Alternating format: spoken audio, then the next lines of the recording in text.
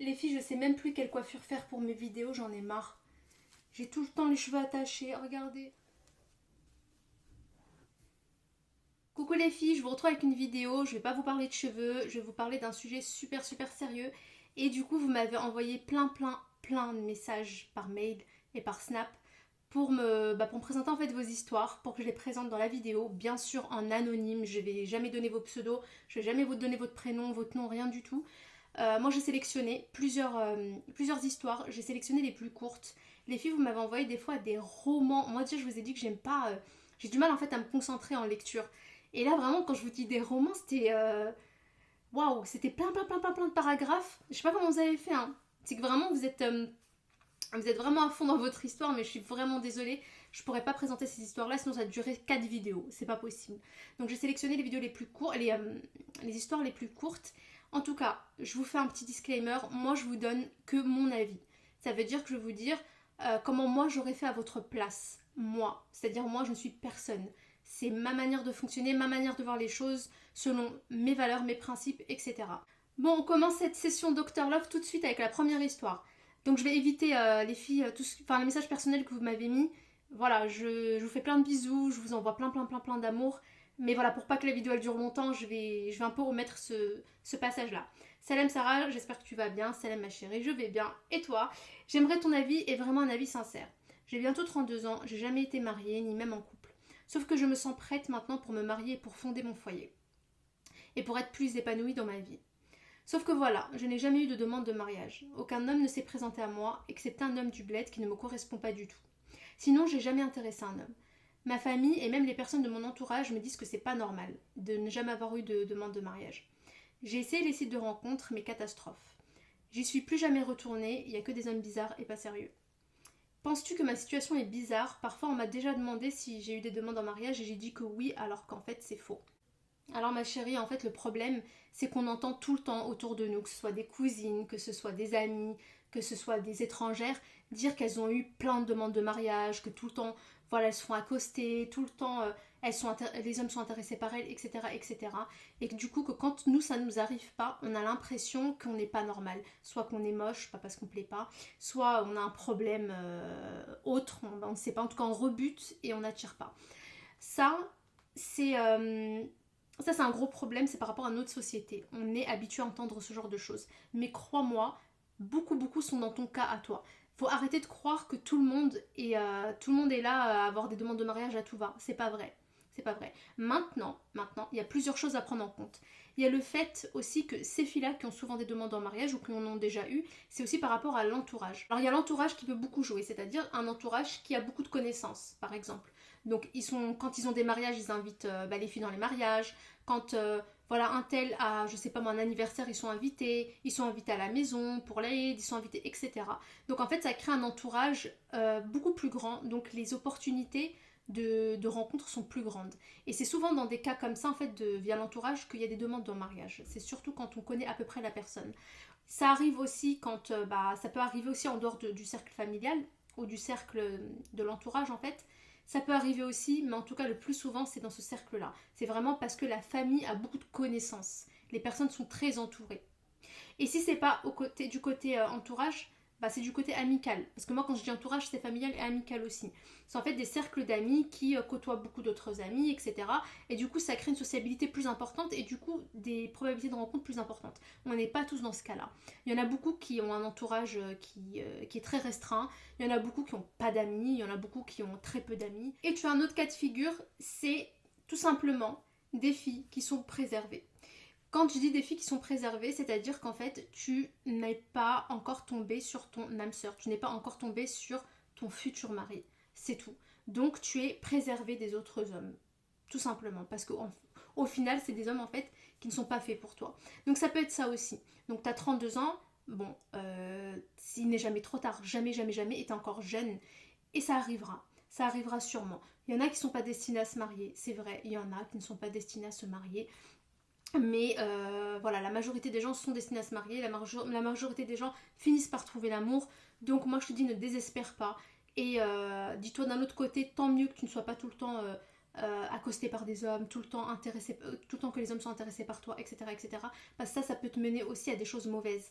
Donc si tu es préservé, c'est tout à ton honneur. Ça veut dire que tu tomberas vraiment sur ce que tu mérites et là tu vas pouvoir en fait, tu vas pouvoir être tellement heureuse d'avoir attendu tout ce temps-là pour au final tomber sur la personne qu'il te faut. Et sinon, ce que tu peux faire, c'est des causes aussi. Parce que voilà, il faut faire quand même les causes pour trouver l'amour, ça c'est évident. Et quand je dis les causes, bah là tu m'as parlé des sites de rencontres. Les sites de rencontres, je les conseille pas. Dans le sens où il y a forcément des personnes bien dans les sites de rencontres, c'est sûr. En fait, les sites de rencontres, c'est la représentation de notre société actuelle, de ce qui se passe en fait tout simplement dans la vie au quotidien. C'est juste que du coup, les personnes bien, comme dans la vie de tous les jours, on les voit pas vraiment, ils sont assez discrets, et ben on va plus voir les autres, on va plus voir les tchatcheurs, on va plus voir les dragueurs, on va plus voir les gens qui veulent rien de sérieux, etc.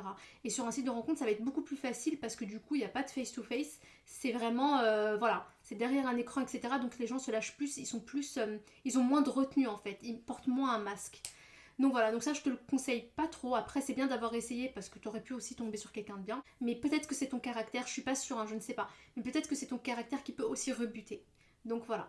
Et par contre, tout ce qui est physique, faut arrêter. Vraiment, faut arrêter. Parce qu'il n'y a pas une fille trop moche pour se marier. Il n'y a pas une fille trop moche pour trouver quelqu'un, ça c'est faux. Il y a de tout pour tout le monde. Physiquement, il y a de tout pour tout le monde. Il y a des gens qui aiment des filles qui, nous, on va pas forcément trouver belles. Et vice versa, il y a des filles qui vont trouver des hommes beaux alors que nous on va pas les trouver beaux, il y a de tout pour tout le monde. Et surtout, si tu as un manque de confiance en toi, si tu manques de confiance en toi, sache que ça se reflète, les gens le voient. Vraiment, les gens le voient. On a l'impression que non, mais les gens le ressentent. Quelqu'un qui a pas confiance en elle et qui pourtant est très belle ne va pas attirer. Alors qu'une fille qui va avoir confiance en elle, ça va se refléter. En fait, c'est un charisme, c'est une aura qu'elle renvoie, ça va se refléter et du coup, même si physiquement elle n'est pas très belle, et ben elle plaira plus. C'est comme ça, et ça je ne l'invente pas. Vous le voyez normalement dans la vie de tous les jours. Moi ça je l'ai compris depuis très longtemps. Et ça vraiment, la confiance en soi, il faut la travailler. En dehors du fait de trouver quelqu'un, travaille-la parce que ça va dépendre vraiment de ton bien-être au quotidien.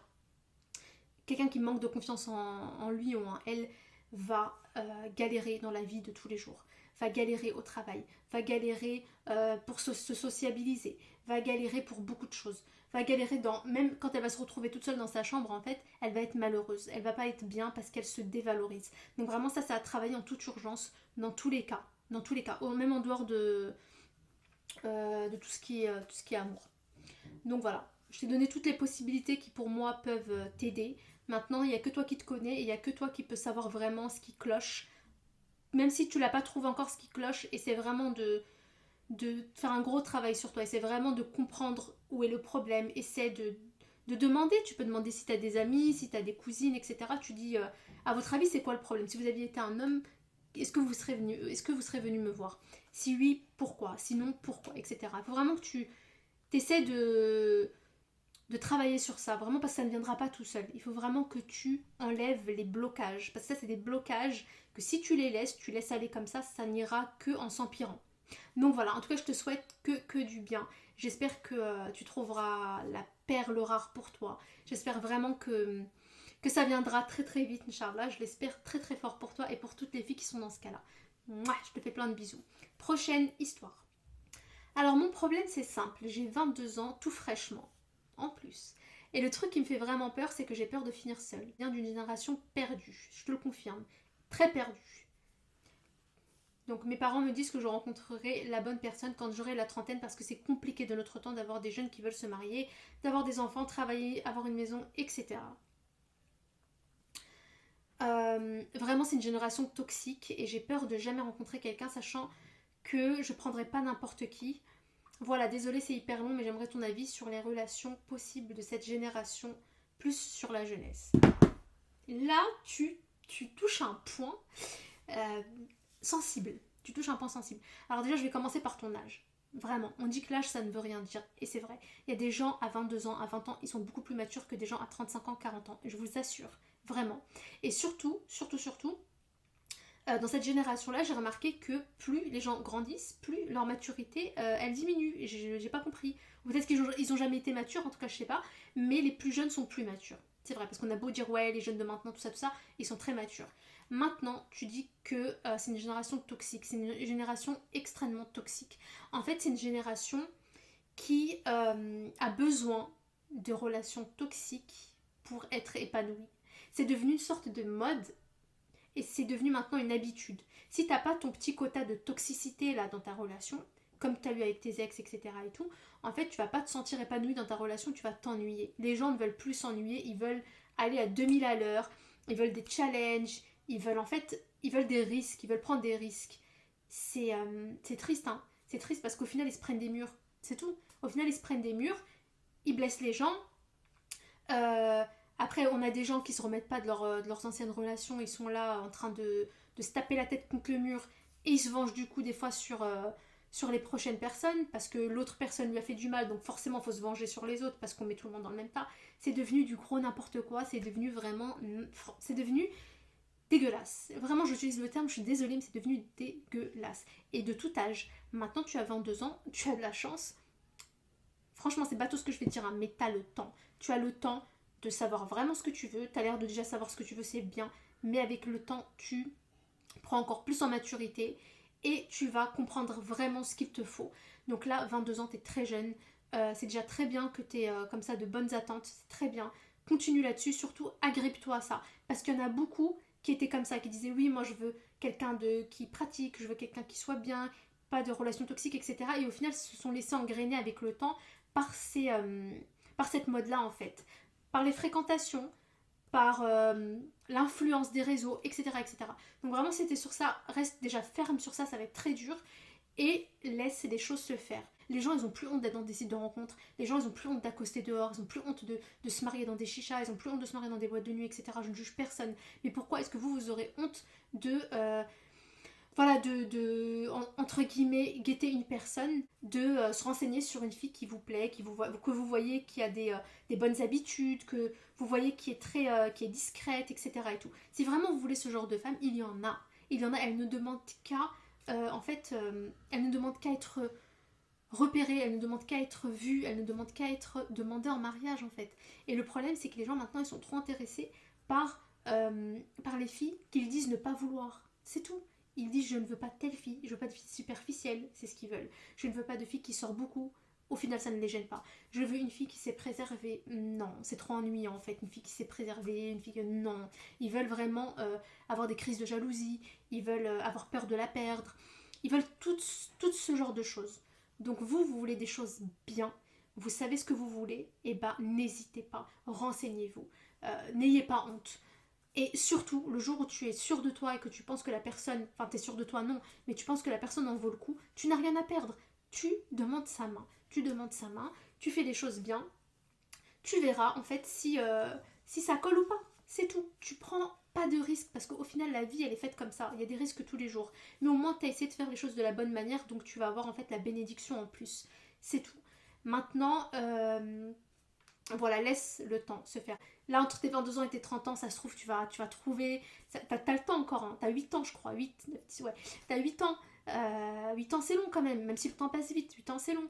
Donc, t'as le temps en fait. C'est pas. Mais en tout cas, te mets surtout pas la pression parce que t'as pas l'âge à te mettre la pression. Calmos. Et dis-toi qu'on n'a que ce qu'on mérite. Et ça, je veux vraiment insister là-dessus parce que c'est un fait. Donc, moi, à mon âge avancé, je l'ai remarqué. Ça veut dire que on a beau. Vous voyez, on a déjà vu ça. On s'est dit oui, mais elle est trop bien, etc. Elle est tellement droite et tout, elle a fini avec lui, nanani, nanana. Ou lui, il est tellement ceci, cela, il fait que sortir et tout, il finit avec elle. Non, vous ne savez pas le passif de la personne, vous ne savez pas l'état de la personne, vous ne savez pas ce qu'elle a fait, ce qu'elle fait actuellement, vous ne savez rien. Tout ça, c'est apparence. D'accord? Mais on n'a que ce qu'on mérite. Parce qu'au final, si vous renseignez dans les profondeurs de leur histoire mutuelle, vous verrez qu'au final, ça colle. C'est comme ça. Il y a des gens qui sont avec des personnes qu'ils ne méritent pas. Ça veut dire vraiment, ils sont avec des personnes qui ne méritent pas du tout, mais c'est leur épreuve en fait. C'est juste une épreuve pour eux, pour apprendre à se connaître, pour savoir vraiment ce qu'ils veulent, pour ne plus reproduire ces erreurs-là, pour se forger et pour prendre aussi peut-être pas mal de bonnes actions, et c'est tout. Donc voilà, il y a des gens qui sont éprouvés par ça, mais en général, on n'a que ce qu'on mérite, c'est tout. Et si jamais vous devez être éprouvé avec une personne qui est complètement à l'opposé de vous et qui vous a fait croire qu'elle était bien et tout, et vous avez essayé de faire les choses de la bonne manière, et au final vous tombez sur ce genre de personne, ne vous en voulez pas. C'est une épreuve pour vous. Sortez de cette épreuve vainqueur. Sortez de cette épreuve vainqueur. N'abaissez pas votre estime, n'abaissez pas votre dignité. Ne vous mettez pas au même niveau en vous disant ouais je vais me venger, je vais faire ci, je vais faire ça. Non. Délaissez la personne. La personne vous a fait du mal, ne vous a pas respecté, a menti sur qui elle était. délaisser la personne. C'est tout, c'est comme ça. Ah oui, cette histoire, écoutez. J'ai rencontré un homme il y a quelques mois via des amis en commun. Vous voyez, avec les amis en commun, ça marche. On peut faire des rencontres. Les mois passent sans même que je m'en rende compte. Nous nous sommes rapprochés avec le temps et il m'a avoué ses sentiments. Je ne dis pas qu'il est l'homme parfait, mais je dis tout simplement que je suis apaisée et heureuse auprès de lui. Bon, si on le comprend bien, la fille, elle a trouvé... tu as trouvé, je te tutoie parce que du coup je pense que tu regardes la vidéo, tu as trouvé quelqu'un qui te convient très bien. Donc c'est très bien. Le problème est que ce gars et moi, nous sommes de confessions religieuses différentes. Tu comprends donc tous les soucis qui en découlent. Ma famille qui risque l'infarctus, j'ai jamais su le dire, si je leur annonce une fréquentation avec un homme non musulman, nos coutumes, nos habitudes, etc., etc. Bref, une énorme partie de notre vie respective est en contradiction. Alors nous n'avons pas pour autant prononcé le terme de reconversion, mais comme tu le sais, afin de m'unir à lui, il doit être musulman. Alors ça n'engage que moi. D'accord, je ne suis pas un cheikh, je ne suis personne. Mais ça n'engage que moi. Donc moi je vais te poser une question que tu te poseras à toi-même du coup. Est-ce que pour toi, la religion, c'est pas juste je crois en Dieu. La religion, c'est tout un cheminement en fait dans ta vie quotidienne. C'est tout un mode de vie. Donc est-ce que toi tu te vois avec une personne qui, c'est-à-dire quand je dis que tu te vois, c'est-à-dire que tu te vois sur le très long terme, parce que quand on se marie pour la vie et même après. Donc est-ce que tu te vois vraiment sur le très long terme avec une personne qui aura un mode de vie, des convictions complètement différentes des tiennes? Si toi-même tu n'es pas attaché vraiment à tes valeurs religieuses, si tu n'es pas attaché en fait à tes principes religieux, à ce moment-là je peux comprendre que ça ne te gêne pas. Mais il faut que tu prennes en compte une chose, c'est qu'on ne peut pas demander à quelqu'un, même si tu ne lui as pas demandé, j'ai bien compris, tu ne peux pas attendre de quelqu'un qui se convertisse par amour. Tout ce qui est conversion par amour, il n'y a pas de conviction. Il n'y a pas la conviction pure du cœur en fait. La personne va se convertir pour t'avoir, la personne va se convertir pour plaire à ta famille, elle va se convertir pour en fait rentrer dans le moule, d'accord? Et ça je trouve ça un peu... je trouve ça dommage en fait que la personne elle-même délaisse toutes ses croyances, délaisse sa famille parce qu'il a eu quand même une éducation avec des valeurs que sa famille lui a inculquées, etc., etc., qu'il laisse tout ça en fait par amour et en faisant croire en fait qu'il adhère à une religion alors qu'au fond, en réalité, il n'y adhère pas. Parce qu'en fait, je vais te dire juste une chose, une petite parenthèse, en islam, on dit innal a'malu binniyat, c'est-à-dire que les actes ne valent que par leurs intentions. C'est-à-dire que là, l'acte de se convertir sans avoir l'intention, ça vaut pas grand-chose. Donc maintenant, il rentrera du coup, il sera accepté parce qu'il dira qu'il est converti et personne ne sait ce qu'il y a dans le contenu des cœurs. Donc ta famille vont le croire. Ça va passer, etc. Il va rentrer dans la famille, vous allez vous marier. Donc là, en fait, tu prends un risque parce que tu ne sais pas ce qui peut se passer dans quelques années. Il va se convertir, mais alors là, tu dois être prête à deux choses. Tu dois être prête au fait que finalement, il se rende compte que l'islam ne lui convient pas. Donc s'il se rend compte que l'islam ne lui convient pas, tu ne peux pas le forcer. C'est-à-dire que lui, à la base, il ne s'est pas converti par conviction, il s'est converti juste par amour. Il y a le risque qu'il finisse par vraiment se convertir par conviction en voyant notre mode de vie, etc. En voyant justement ce qu'est vraiment l'islam au sein d'une famille. Il se peut qu'il se convertisse réellement après. Et ça, c'est très bien. Mais le risque que tu prends, c'est qu'il ne se convertisse jamais par conviction. C'est-à-dire qu'en fait, tu es face à un homme avec qui tu auras des enfants, et en fait cet homme-là, il va finir par ne pas être intéressé par ta religion et va finir par en fait la délaisser. C'est-à-dire il aura le titre de converti pour vous satisfaire, toi et ta famille, mais au fond, il ne le fera pas, donc il ne priera pas, il ne fera pas ramadan avec vous. Donc je pense que ça dépend de la relation que tu as avec ta religion. Et voilà, moi je sais que par exemple pour moi c'est impossible, je ne peux pas en fait même tomber amoureuse de quelqu'un qui n'a pas cet amour pour mon créateur. En fait, s'il ne l'a pas au fond de lui et qu'il n'a pas ce mode de vie là qui moi qui va me convenir en fait et qui est tout simplement un mode de vie qui va en fonction de ma religion, je ne peux pas en fait je sais pas, je peux pas développer un amour comme ça, je peux pas. C'est pas possible. Voilà, après tu dis que t'es amoureuse, etc. et tout. Vous savez, je vais vous dire un truc, tout ce qui est amour, tout ce qui est sentiment, ça vient comme ça part comme ça. D'accord? Il faut penser sur le long terme. Il faut penser aussi au bien-être de la personne. Il faut penser à ce qu'on lui impose. Il faut penser à ce qui va s'imposer à lui-même. Parce que voilà, c'est pas des choses faciles en fait. C'est pas des choses faciles. S'il n'y a pas de la conviction là-dedans, ça ne sert à rien. C'est pour être accepté par la famille. Mais tout ça, c'est du. Comment on appelle ça? C'est de la peinture en fait. Et la peinture, à un moment donné, elle s'estompe. Et quand ça s'estompe, il y a le derrière qui arrive. Et là c'est les dégâts. Ou pas, ou il se peut que ça se termine bien, il se peut que la personne à un moment donné se convertisse par conviction, etc. Mais là tu prends un gros risque. Donc à toi de voir par rapport à ta relation avec ta religion. En tout cas, il faut que tu saches là où tu t'engages et voilà. Donc en tout cas je te souhaite beaucoup beaucoup de courage. J'espère que cette histoire va un peu se dénouer et que ça se passera bien. En tout cas, tiens-moi au courant par mail, tiens-moi au courant de comment ça évolue. Et en tout cas, je te souhaite que du bonheur et j'espère qu'à un moment donné, tu trouveras vraiment, vraiment l'amour. Et si c'est cette personne avec qui tu dois être, j'espère qu'à un moment donné, il va faire les choses avec conviction. Donc soit se convertir par conviction parce qu'il en est convaincu, ou soit ne pas se mentir à lui-même et dire clairement que voilà, il ne veut pas se convertir et mettre de côté ses croyances propres et ses valeurs propres. Et ça, c'est très bien. C'est très bien d'être comme ça, c'est être honnête et c'est ne pas se plier aux exigences d'une personne, tout ça par amour. Faut arrêter de tout justifier par amour. Faut arrêter, c'est pas... À un moment donné, faut penser à soi, il faut penser au risque aussi qu'on prend, il faut penser aussi au mal qu'on peut faire sur le long terme à la personne, et même pas sur le long terme. Ce mal-là, il peut arriver quelques mois après le mariage, il peut arriver un an après le mariage, donc voilà, faire très attention. Donc là, j'ai une question. Alors voilà mon histoire. Je viens d'une famille de personnes où on n'a pas le droit de se mélanger avec les... donc avoir des amis, avoir des petits copains, etc. Mais je suis tombée amoureuse d'un garçon algérien marocain, je crois, mais il ne m'aime pas. Je l'ai arrêté un jour dans la rue pour lui demander s'il voulait sortir avec moi. Et je suis désolée, franchement vous êtes trop mignonne. Je l'ai arrêté dans la rue pour savoir s'il voulait sortir avec moi. Il m'a dit qu'il ne pouvait pas parce qu'il ne pouvait pas faire ça à mon père et à mon frère, vu que c'est ses meilleurs amis. Mais qu'il me trouvait très belle et qu'il ne pouvait pas sortir avec moi à cause de ma famille. Mais à chaque fois qu'il me voit, il fait des systèmes, on dirait qu'il est amoureux de moi, mais il ne fait rien pour qu'on soit ensemble. Qu'est-ce que je dois faire selon toi? Est-ce que je dois essayer d'aller vers lui ou pas? Je connais pas ton âge, donc ça aurait été bien que tu me le dises. Ça m'aurait aidé en fait pour savoir réellement où me situer. Mais il y a une règle, les filles, à garder en tête, s'il vous plaît. Ce n'est pas à la femme de faire le premier pas. Vous allez me dire oui, mais moi j'ai rencontré mon mari en faisant le premier pas, etc. Tant mieux, vous avez été chanceuse. Mais ce n'est pas à la femme de faire le premier pas.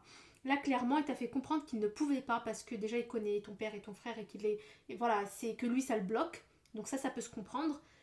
Et je pense que si vraiment il voulait, je te dis honnêtement, hein, moi je suis... J'essaie de vraiment par rapport à ce que tu me dis, j'essaie de dire les choses telles quelles. Je veux pas aller dans ton sens forcément pour te faire plaisir, je te dis vraiment pour ton bien. Si vraiment il voulait, et si même s'il connaissait ton père ou ton frère, s'il voulait, il aurait fait les causes pour t'avoir. Ou peut-être qu'il le fera un jour. Mais en tout cas, là pour le moment, c'est toi qui fais plus de pas vers lui. Donc tu lui as demandé dans la rue s'il voulait sortir avec toi. Donc ça a évité surtout pas faire ça. Faut pas comme ça accoster les mecs pour leur demander s'ils veulent sortir, etc. avec toi et tout. Même si tu kiffes sur lui, hein, même si t'es waouh, il faut pas. Il faut vraiment que tu montres en fait que tu n'es que t'es pas à fond. Plus tu vas montrer que t'es pas à fond, que tu t'en fous, etc. En plus, il t'a dit que t'étais très belle, il se peut que ce soit lui en fait qui va avoir de l'intérêt envers toi. Quand il verra en fait que t'es pas si simple à avoir. Tu vois ce que je veux dire? Donc essaie de prendre du recul, essaie de montrer que tu t'en fous, vis ta petite vie, etc. Alors je sais pas si vous vivez dans le même quartier, mais en tout cas il connaît ton père et ton frère, donc c'est déjà un lien, c'est déjà quelque chose de proche. Donc si jamais vraiment il te veut, il demandera ta main. Ou si il te veut, il viendra te parler et il essaiera de... Voilà, il essaiera de discuter avec toi. Mais en tout cas, là, pour le moment, il essaie vraiment de garder de la distance. Donc, garde-en encore plus. C'est comme ça que ça marche. Garde plus de distance et ne montre surtout pas que tu le veux absolument. Parce que plus tu vas faire ça, moins il voudra de toi. Et un jour, tu vas le voir avec quelqu'un d'autre et ça va pas te plaire du tout. Donc, essaie vraiment de garder un petit peu d'amour propre. Et vraiment, essaie vraiment de garder des distances. Parce que ça va pas t'aider du tout. Hein. La méthode que tu fais là, ça va pas t'aider du tout. Donc, voilà. Donc est-ce que je dois essayer d'aller vers lui ou pas? Surtout pas. Tu en as déjà assez fait. Ça suffit. Ça suffit maintenant. Tu t'arrêtes. Tu t'arrêtes. En tout cas, trop mignon ton message, comment t'as écrit et tout. Je sais pas quel âge tu as, mais en tout cas, si t'es. Je sais pas, je sais pas du tout quel âge tu as, mais je pense que t'es quand même assez jeune. Et si t'es assez jeune, pareil, te mets pas de pression. Laisse les choses se faire. Vis ta petite vie. Si c'est lui, ça sera lui. C'est tout. Et surtout, vous avez déjà, comme je t'ai dit, un lien donc de l'entourage. Donc c'est encore plus facile en fait à se faire. Mais bon, laisse la personne venir vers toi. Ce genre d'histoire aussi, je tiens vraiment, vraiment, vraiment à la raconter parce que j'ai l'impression que c'est hyper fréquent ça. Et les filles, s'il vous plaît, comme vous êtes en majorité à me regarder, s'il vous plaît, prenez en compte ce que je vais vous dire. Et parce que là, ça devient grave. Là, ça devient très grave. Donc, en gros, voilà, elle dit, la fille dit qu'elle était avec un homme qui lui correspondait bien, etc. et tout. Et lui sortait d'un divorce. Dès que je l'ai rencontré, ça se passait hyper bien, etc. Et il m'a dit que son ex-femme ne voulait pas signer les papiers du divorce. Il était en instance de divorce durant 1 an et demi. Car elle voulait qu'elle lui paye l'avocat pour le divorce. Mais qu'officiellement sur les papiers, ils étaient pas séparés, voilà. Voilà, en gros, le gars, il parle avec la fille qui m'a envoyé le message, alors qu'il est en phase de divorce avec sa femme. Il lui a dit qu'ils étaient séparés, mais en fait, ils sont encore en phase de divorce, ils sont pas encore divorcés. 2 mois après, il m'a dit qu'il était dans les papiers de divorce et qu'il voulait me demander la main. Ah ouais, il perd pas de temps. Je voulais un peu plus apprendre à le connaître au téléphone. J'ai jamais décliné sa demande en mariage, mais je voulais apprendre à plus connaître, car pour moi, un mariage, c'est la vie, et c'est pas une décision à prendre à la légère. Il en parlerait, il en a parlé à ses parents. Moi, j'en ai parlé de mon côté, mais j'ai des ouest-ouest. Donc, j'aimerais bien être rassurée. Un jour, il m'a dit qu'il était parti dans une ville et que chacun faisait sa vie de son côté. Cette histoire m'a beaucoup fait souffrir, même actuellement, car j'ai perdu confiance en moi.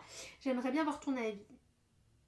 Je t'avoue que j'ai pas tout compris. Je suis désolée, hein. Pourtant j'y ai mis vraiment du mien. Mais si je comprends bien, donc déjà, il y a un gros souci là déjà.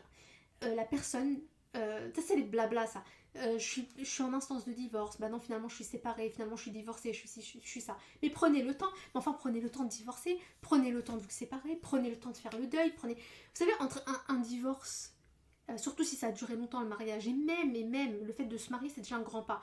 Alors ça veut dire que la personne vraiment vous l'avez aimée, etc. Prenez le temps du deuil, je sais pas moi, même s'il y a plus d'amour, etc. Prenez le temps du deuil. De vous reconstruire, de reprendre confiance en vous, de voilà. Non, je te parle du gars, hein, et directement, allez hop, et je veux lui demander en mariage. Mais il faut arrêter d'être dupe aussi. Il faut arrêter d'être dupe. Déjà, la personne sort comme ça d'un divorce, il veut directement comme ça, il va se marier. Non mais il faut qu'il se calme, il faut qu'il se calme. Et surtout faire attention à ce genre de personnes parce qu'il se peut. Je dis bien il se peut, et c'est devenu à la mode, hein, c'est comme les relations toxiques, bah ça fait partie d'une relation toxique. C'est en fait, c'est des hommes en fait qui sont mariés, qui tiennent à leur mariage, mais qui vous font croire qu'ils vont divorcer. Et qui vous font croire en fait qu'ils sont en instance de divorce, etc. Alors qu'eux en fait ils veulent être polygames à leur manière en fait, tout simplement. Donc attention à ça, très attention à ça. Je dis pas que c'est le cas de la personne en question, mais quand même quand tu divorces, tu as un laps de temps, en tout cas divorce bien, divorce complètement, d'accord. Si t'as pas envie de prendre ton laps de temps pour te remettre de tes émotions, pour essayer de te ressourcer, de te reconstruire, ok, bon, bah t'es un warrior, mais à ce moment-là, divorce complètement, et arrête, tu côtoies une autre personne. C'est quoi ça? On n'a même pas encore fini le divorce et on va directement vouloir demander la main en plus d'une autre. Non mais qu'est-ce que c'est que ça? Et qu'est-ce que tu vas... Le problème c'est qu'est-ce que tu vas dire à tes parents? Imagine, là t'en as parlé à tes parents. Imagine, ça leur arrive à l'oreille qu'en fait il est pas encore marié. Ça va créer des problèmes, c'est pas bon. Essaie de faire les choses d'abord, de finaliser les choses, faire les choses step by step. Hein. Ça sert à rien d'enchaîner tout comme ça. Donc pour moi, ça c'est pas bon du tout. T'as raison. Enfin, tes West-West, je pense pas que... Enfin, c'est pas des West-West, parce que les West-West en soi, c'est quelque chose de négatif. C'est des insufflations. Mais là, pour moi, c'est du bon sens. Que tu réfléchisses un peu plus et que tu sois un peu sur tes gardes, c'est du bon sens. Tant mieux, ça veut dire que t'es une fille réfléchie. Tu peux pas comme ça te lancer dans des histoires bourbiées comme ça, c'est pas possible. Moi, à mon avis, ce que tu devrais faire, c'est dire, écoute, divorce, tranquillement. Une fois que le divorce sera fait, là, tu reviens vers moi. Et là, éventuellement, on pourra entamer quelque chose, on pourra parler mariage, etc. Il faut aussi avoir, comme je vous ai dit, l'amour-propre, c'est trop important. Les hommes ne respectent que les femmes qui ont de la poigne, et ne respectent que les femmes qui savent ce qu'elles veulent, et ne respectent que les femmes qui leur fait vivre, qui leur donnent en fait un peu la vie dure. Mais quand je dis la vie dure, c'est pas dans le sens méchant. C'est dans le sens tu ne m'auras pas aussi facilement. D'accord? Donc ne sois pas. Ne lui montre pas en fait que tu es acquise à tout moment. D'accord? Montre-lui que tu as aussi tes règles à toi. Donc divorce. Si vraiment tu me veux, divorce. Finis tes trucs. Je dis pas que c'est à toi de lui dire de divorcer parce qu'apparemment ils sont déjà en instance de divorce. Donc ça, il va savoir si c'est vrai. Donc s'il veut divorcer, bah qu'il divorce, c'est son problème. Une fois que tu seras célibataire complètement, là tu viens de parler. Mais par contre, tu ne prends pas, il faut pas prendre le risque de parler avec quelqu'un alors que la personne, ça se trouve, il est encore avec sa femme. En fait, il n'y a pas de divorce. Et même si un divorce, il n'est pas fini, c'est un peu un manque de respect, je trouve. Enfin, c'est un manque de respect même pour la femme en fait. Ça se fait pas. Faut laisser les choses se finaliser bien comme il faut, faire les choses proprement. Et après, voilà. Et après, t'es libre comme l'air. Elle est libre comme l'air et c'est tout. Il aurait pas aimé. Je pense que lui, il aurait pas aimé, alors que le divorce, il est pas encore fait, que elle aille, que sa femme, elle aille, elle aille voir quelqu'un d'autre, etc. Enfin, je sais pas, ça me paraît. Mais ces histoires-là, je les entends très souvent, hein. Très souvent. Arrêtez d'être pressé, laissez les choses se faire calmement, doucement. C'est bon. Donc voilà, mais j'espère en tout cas que le choix de divorce vient vraiment de lui, que c'est pas le fait qu'il t'ait fréquenté que ça lui a donné envie de divorcer, etc. J'espère que c'est vraiment un commun accord avec sa femme. C'est ce que j'ai compris en lisant de toute façon. Voilà, ça c'est. Mais il faut juste laisser le divorce se faire et ne te mêle pas de. Et ne rentre pas là-dedans en fait, jusqu'à que ça se finisse. Vraiment, c'est pour ton bien. Moi je te conseille. Donc voilà, faut arrêter de désespérer, de se dire il faut que je me contente parce que j'aurai jamais ce que je veux, etc. Oui, si vos exigences sont là, vous voulez, je sais pas moi, un footballeur qui vit, j'en sais rien moi, à Dubaï, qui ci, qui ça, ce genre de choses, de toute façon, ça n'a rien d'attirant. Mais en tout cas, si vous allez dans l'extrême comme ça, oui, hein, vous voyez à la baisse vos exigences, vraiment clairement, parce que ça court pas les rues. Et si vraiment vous recherchez quelqu'un qui vous corresponde, qui partage un peu la même éducation que vous, qui vient d'une famille assez respectable, ou même il y a des gens qui sont très très bien et qui viennent de familles qui peuvent avoir beaucoup de dérives, etc. Et eux, ils se sont forgés d'eux-mêmes. Ça aussi, il faut faire attention, il faut arrêter de dire oui, je veux toujours quelqu'un d'une bonne famille. Il y a des gens qui viennent de familles qui malheureusement ont beaucoup de défauts.